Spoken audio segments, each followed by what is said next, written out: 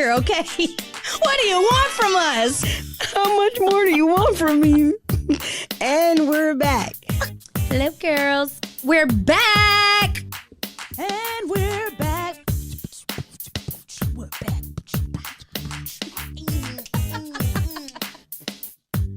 And we're back.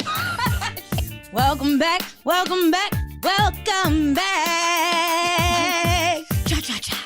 Hey, y'all. It's your girl, Taylor. And Toya. This is the Heaux Bag. Be sure to subscribe to our podcast on your favorite streaming platform and follow us on Twitter and Instagram at _Heaux Bag. That's _HEAUXBAG. Keep up with our shenanigans. Bye. Bye. Welcome back. Welcome to a day in the life of the Heaux Bag. Oh, let's make sure the Heaux Bags ain't begging. Okay. Them things is thangin', girl.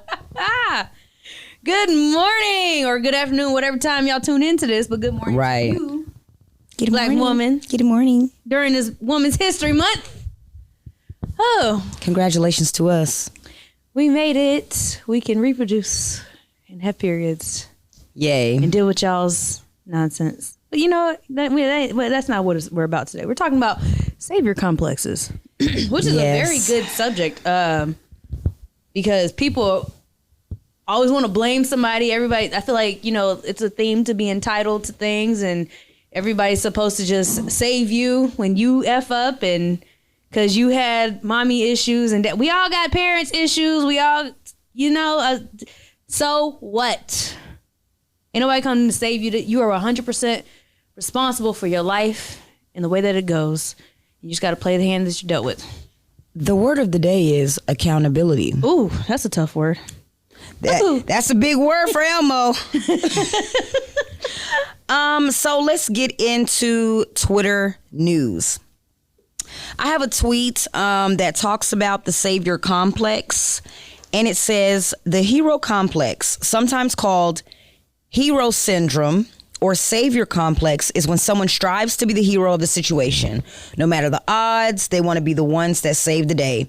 In some definitions, a person with a hero complex will even create situations that make them have to turn around and be the hero. I've seen that before. Like when you see a movie, like people will they'll put people in situations to where they're the ones that you have to run to. They're the people that you have to run to so that they can feel like, oh, I'm helping Toya out again, or, you know, I'm always here for you. But it was like, you also put me in that situation. I can't think of any movies off the top of my head, but we've seen it before. I was watching, actually, what's so crazy last night. It's like some type of crime TV, I think. And there was this white lady that at the age of 5 just so happened to save her whole family from a fire. She didn't start it. She got awards and everything from like the fire department, and she was just so happy that she saved her whole family that pretty much her family kept thanking her over and over and over again for a couple of years. But then when she got older, she kept creating scenarios that made her like the savior. So she had 12 fires underneath her belt that she started. And it didn't catch up with her until like years and years and years later. She set a nursing home on fire. She did a lot. Real? This is real. That sounds real. It was on crime TV. You can look it up. It was actually crazy because the last fire that she did was her own family.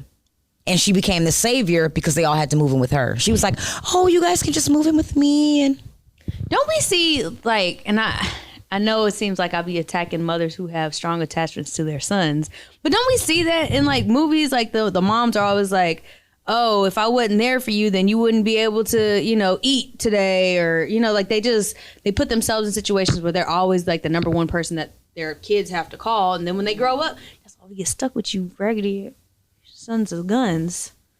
Because y'all are waiting for us to come save you. yeah, that's just literally like jumping off one nipple to the next. Yeah, can't do it. But I did see that post. Sorry. We had budget cuts and I don't have a stand anymore. When that girl said, it was like, why is it so hard for people with big hearts to be loved correctly? And I thought that was a deep one. And I was like, oh, let's get into it.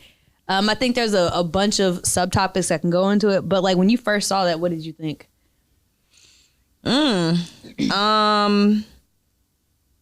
I think sometimes when you love somebody, somebody's always going to love somebody more than the next person. But when you always have a big heart, that's just who you are and what you do. And sometimes you get the short end of the stick. A lot of times you get the short end of the stick, really. Facts. It's funny because y'all wouldn't think it now knowing me as you know me, but I've always been overly loving, overly caring, and to the point I got burnt out. And so now I'm just like, nope, sorry. Not my problem, your problem. And people don't realize, like, when you keep taking advantage of somebody like that, eventually they're either going to, just break down, or they're going to be like, I don't give up about your feelings, because you have to at some point put yourself first. So I think we think that we're supposed to love too much. It's an act of people pleasing, right? Which is also a traumatic response to childhood trauma. Yeah. So y'all. So I've just been like reading here and there. I'm not a therapist, so I can't really speak on all this stuff with validity. Is that a word? Right. But I can say that if you people please too much, you will always find yourself in these situations where you're loving a partner or loving a friend, and you don't feel like it's being reciprocated, and that can turn into anger or hate, which is probably Kanye. I'm not going to bash him. I think he loves so much, right? Because his mother loved him so much that he doesn't feel like he's getting the same type of love and responses, which is why you see behaviors like his, just lashing out at people because he's hurt. And it's crazy because it's like, I think they love him. I don't know, but we don't know what he feels on the inside. So I feel like he thinks he loves too much. And I could see that with him and Jay-Z, right? When he lashed out and was like, our kids don't even play together. Because he felt like he loved Jay-Z more, which I believe he did, because he fought so hard to get in front of Roc Nation's, presence and stuff like that. So I don't think that people aren't being loved correctly. I think that they don't know how to love equally or reciprocate. Damn, I'm fucking this word up. Reciprocated? Yeah. I don't know. Your nails are cute, by the way. Oh, thank you. Y'all zoom in. Can you see them? Okay. Right. They're cute. I think that me personally, because one of my questions I was going to ask is, do you know somebody that probably has like a savior complex, is always in the need to save people? Absolutely. And I was just eating lunch with somebody the other day, and he was talking about him, and he was like, man, everybody that I run into, I'm always a fixer. I'm always the one that has to come in and be the problem solver. Because you attract those type of people.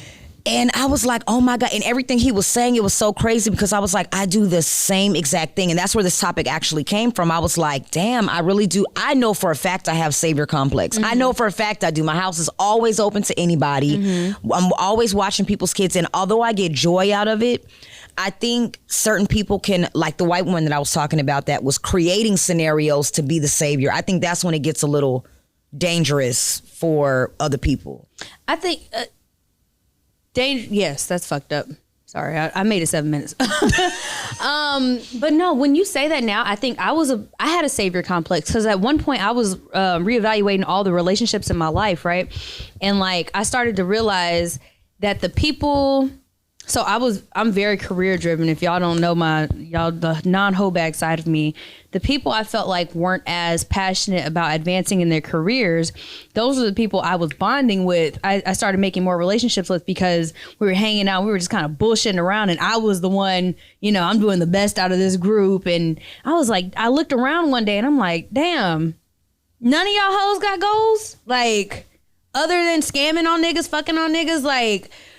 And I realized I got around them because they made me feel big. Yeah. And then I was like, okay, I had to learn to balance, because I still love them, but I need to be around other like-minded people so that I can grow and I can talk about, okay, I've reached this level.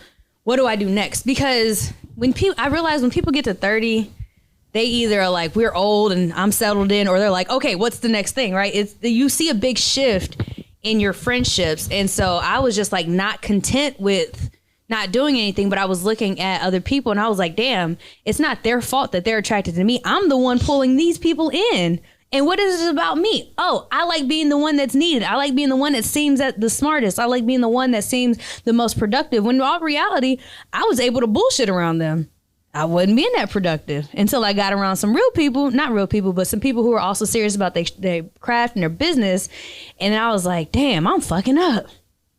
I could step my game up over here. So yeah, I think I had that I know I had that savior complex. And I got it from one of my parents who told me when I became of age and was making a certain dollar amount and, you know, just thriving. Oh, you don't need me anymore.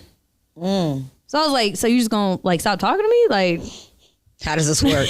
Like, it was what do you weird. mean by that? It was very weird, but that parent also got it from their parent. You know, and it goes in a black household. When you turn 18, get your ass out. And it's like, hold on, you did not just create this person so that you could just forget about them. Like, it's so much deeper than that. But yeah, I think it's something that's just passed on. I think it's a trauma thing. Like, being a savior is a narcissistic, traumatic response. Or you think I'm reaching with that one?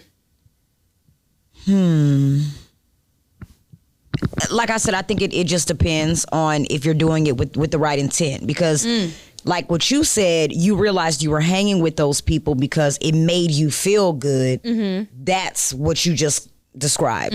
But I think if you're just doing it just because you just have too big of a heart, like you said, what is it, like not being loved correctly? Maybe you're looking for love through those actions. I think that's what I'm really trying to think. And that's why when people would say, "Oh, what is it that you want out of a relationship?" and I was like, I don't want a relationship. I'm not interested in love, because the shit seemed toxic the way I was taught it and the way that I was going about it. So I was like, if that's love, I'm cool by myself. Yeah. And so I think with anything, you got to define what something means to you. And so those savior complexes can be. And I feel like white people do it. Speaking of, so there's something called white savior complex, and that's all over Twitter. Literally, I didn't even know this existed. Well, I mean, I knew it existed, but I didn't know white people and people in other countries were talking about it so much. Oh, yeah. Literally just white savior complex. So I'm gonna skip to that one. So somebody overseas had said, Americans have a savior complex that is unmatched. How was a private U.S. citizen traveling to Ukraine to assist them in the fight against Russia? No plan, not enough clothes, then proceed to give an interview. Bro, did you see the interview? No. It's a white man and a white woman that were interviewing. I think it was like on ABC. I think it was ABC. So they spent their tax dollars. I mean, their hard-earned money to fly to a war zone. The interview literally had to do with one, not even a suitcase, like a carry-on, and him and his wife got married at the courthouse before he left off. And she was like, yeah, I'm here to support my honey because I feel like he just needs to, you know, help the country and do everything that he can do. And it's like, bruh, no plan, just vibes. They didn't even ask for your help. And then the crazy part is, right? Can you zoom in on me real quick?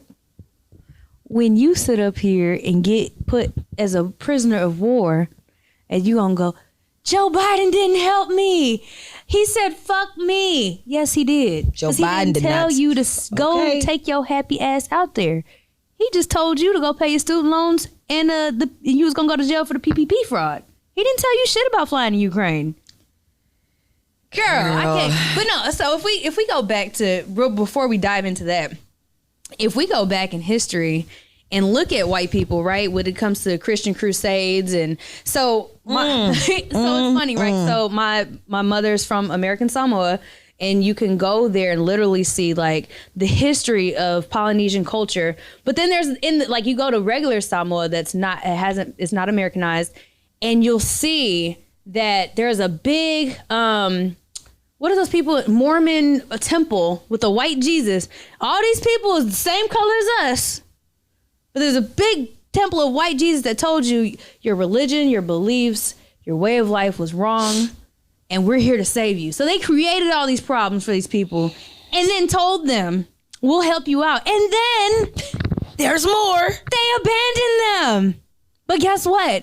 If you work hard enough, you can make it to America and join the military, and we'll fucking screw you over again. You can, just come on and you'll have benefits and shit for about what, $40,000-$50,000 a year in your life. No worries, some PTSD, you'll be good.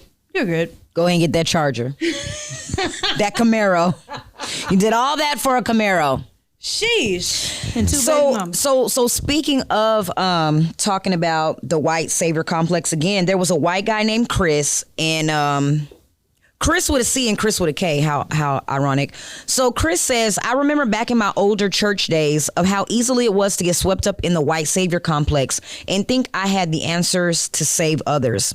Was he Mormon? I also adopted I don't know. I also adopted 2 kids as part of that. I don't regret my kids one bit, but the reasons behind it make me sad. So the other Chris responded to him and said, I don't understand why it makes you sad. At the root of it, you just wanted to help and you thought you could. And in many ways you did. I'm happy for you and proud of you.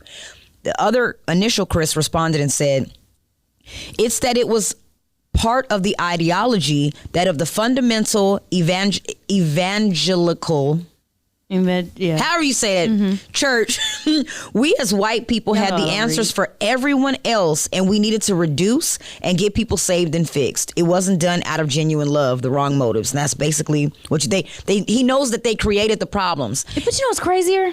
Sorry, at least he's taking accountability. But you know what's crazier? Y'all was worried about everybody else's problems, and the Pope was fucking your son. Ooh, I mean, we finna get canceled. I'm just going it was nice. We gonna fuck with y'all next time.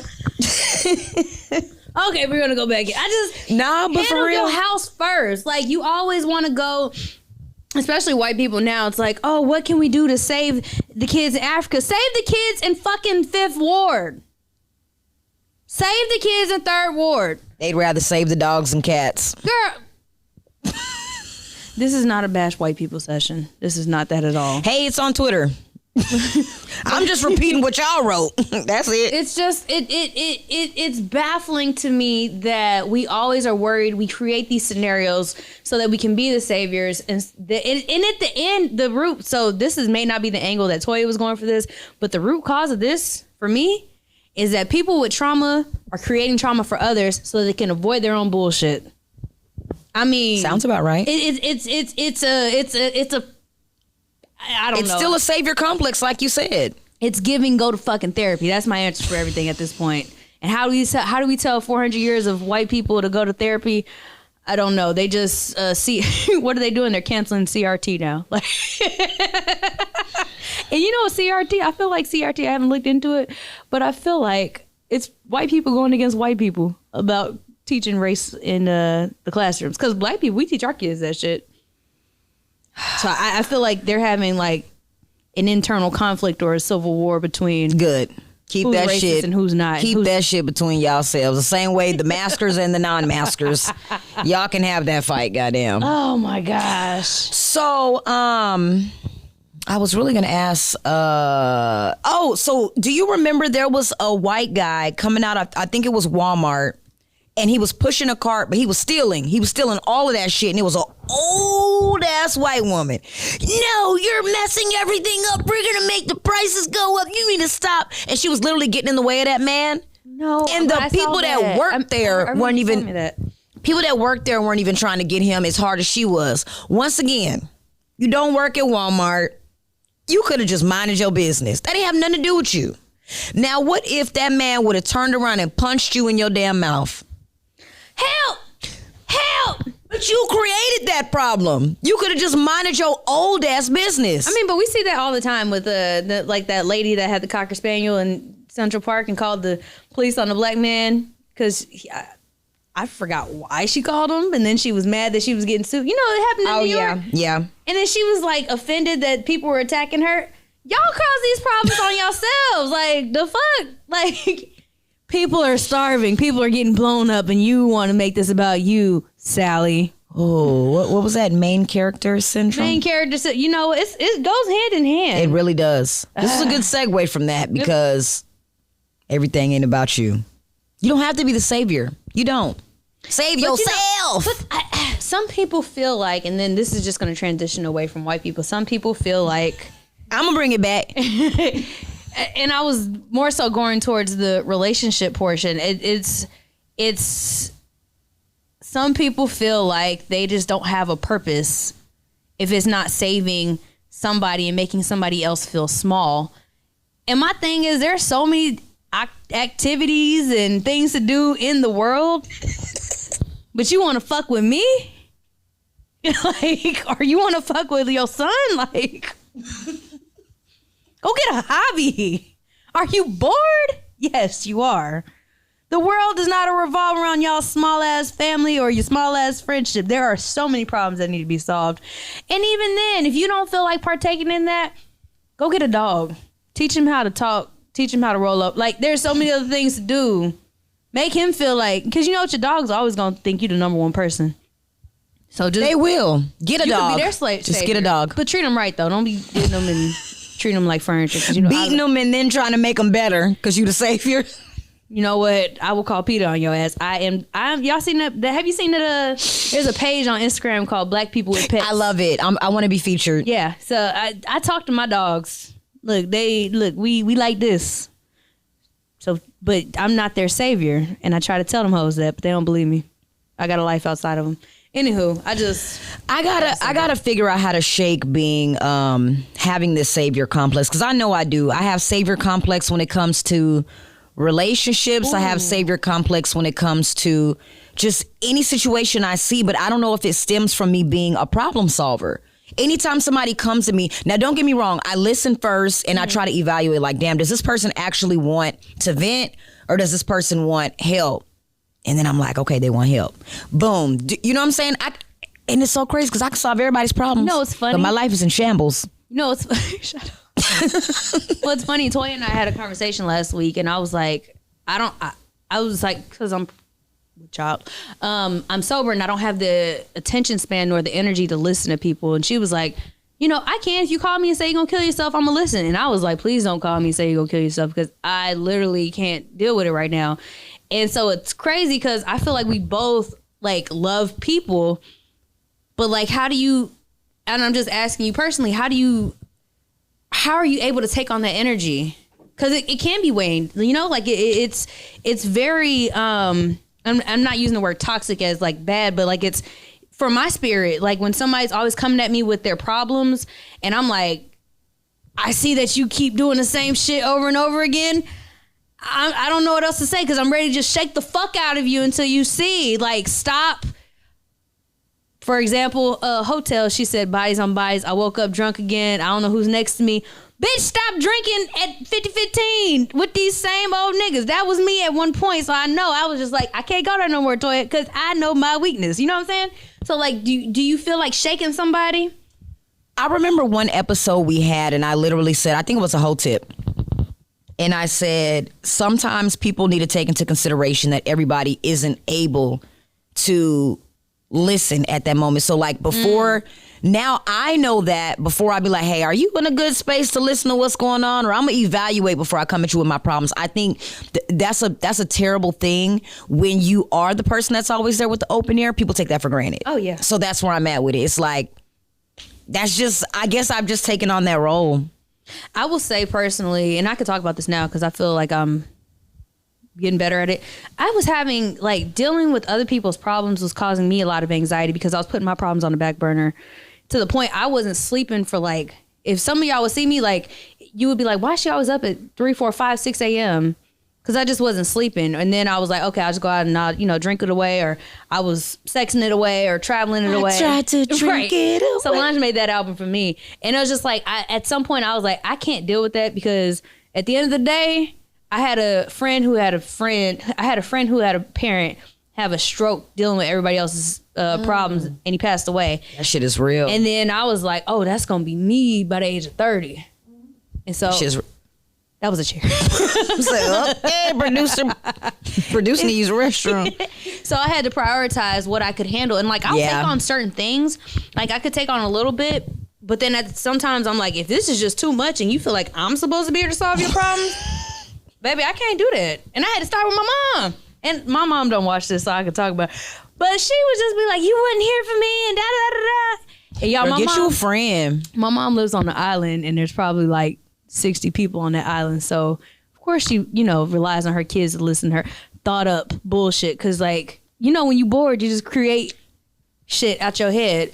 She's not crazy. She's isolated. Yeah. And so I was just like, girl, like niggas got real problems out here. They trying to pay rent and you live on land for free. Like it's two totally different things. So yeah, I had to tell her, like, I don't have the capacity to deal with this right now, but I'm here to listen.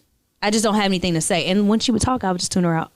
She couldn't tell. Hopefully, once again, this is called the Heaux Bag because we're unpacking things that hopefully people will take bits and pieces and gems and jewels and be like, you know what, perspective. I never thought about it like that. Hopefully in us saying this, if you are a person that's just every time you call somebody is, hey, how you doing? I'm blessed and highly favored, but blah, blah, blah, blah, I'm gonna kill myself. Damn. And you always got some shit going on. Like, take into consideration, does this person even not care, but can they handle this right now?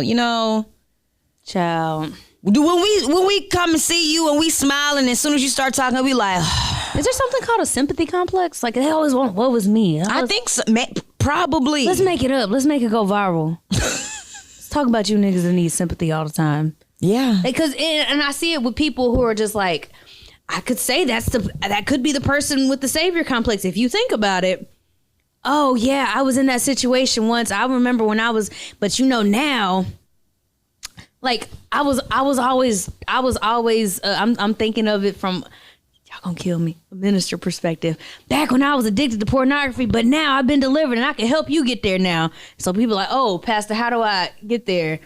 Let me put some money in your pocket real quick. Help me out. Help me come see what, you know what I'm saying? And they just, they're like, dang, I didn't know, Toya, you was addicted to pornography. And I'm just thinking of a scenario that I heard in real life. And I was just like, so you wanted sympathy so that you can get praise afterwards. Same thing with the Savior, right? I mean, yeah. Excuse me, I'm just trying to draw a correlation right now. No, I think so. Like, even when I look on Facebook, Lord, Facebook is so damn depressing. Jesus. I'll be like, damn, again? That's what I'll be wanting to write on there. Like, girl, you sad every week. You got a new nigga again? Damn. You're pregnant again? He broke up with you again? Yes, like. You lost your job again? But my thing is, you posting it to me, it like same thing. You getting online, pressing record, and crying. Have you noticed that on LinkedIn now? People are always like, they start with a sad story and lead up to how they got a job offer. Yes. Or they offered somebody a job because they only had one leg. And it's like, y'all want praise. It's sympathy and praise. How you want sympathy and praise? Pick a struggle. Oh, Joe Biden, I know you're doing a lot for America right now. Just, hand out some therapy. Where's the crack pipe that you promised us? At this point, I didn't need one too. Me and the baby, so give me two. Okay, we're going to conclude. Nah, but for real, do you have a whole tip? I did for this one, but I don't think it's going to tie in. Oh, yes, maybe I do. There was this girl on Twitter, and she said that she had lost her medical license. Oh my God. For writing her nigga and his friends prescriptions. And then he snitched on her. And she got written up and she lost her license. She said it's the dumbest thing she ever did for dick. My advice. And she also said the tweet after that is that she still miss him. My advice for that was, y'all need to start fucking when y'all are teenagers and early 20s so that when you finally get some dick, it don't be the best dick that you ruin everything you worked for in your life. That's my whole tip. Start fucking at a teenage. All right. My whole tip gonna be. Okay. You know what? My whole tip to tie into this is gonna be. That was a good one though. I agree.